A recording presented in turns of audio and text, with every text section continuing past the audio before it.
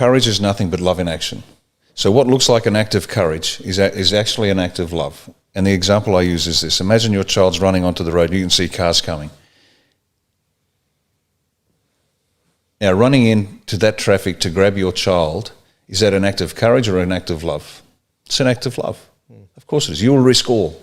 Because when you love someone or something enough, you will do what must be done regardless of the cost to you. So if you're sitting there timorously saying, oh my goodness, I've got I can't lose my job, you just don't love enough. Because the source of courage is love.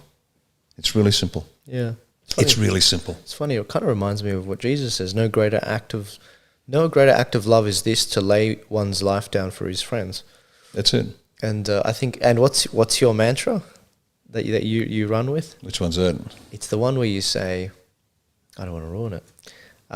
It's the one where you say, I was looking at all the different military sayings.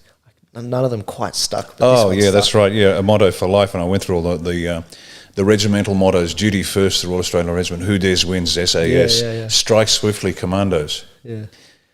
And it doesn't give the why. And when the why is strong, the how is simple. Yeah. And the motto is so others may live. And so it's not an act of courage to run into the traffic to grab your child. It's an act of love. And that's what's going to save the country. See if you love your family enough. And let's start with that. Just start with your family. Love your family enough, you'll protect them. You won't allow the state to enforce a vaccine into them that's going to kill them. You'll just say no. And when there are enough of us saying no, they lose. Yeah. Yeah. The UK is going through that right now. And I was at CPAC yesterday, and this UK guy came up to me and he said, I just don't understand it. In the UK, we're all talking about why Australians are so silent. You know, this is what really hit me. He talked about us, Australians, the same way we talk about New Zealanders. You know how when the New Zealand election results came out, and you said, I don't know what's wrong with our New Zealand brothers and sisters, but you guys just elected a socialist. That's how they feel about us, because we just sort of take it. What's happened in Victoria, they think's happened in all of Australia, and we haven't stood up for each other. Well, we haven't yet. Not enough.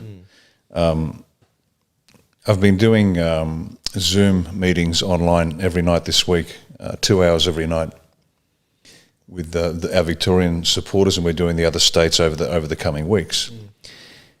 And it's an important face-to-face with me, so they get to ask me. I give them an outline of our strategic intention and the manner in which we're going to apply this strategy.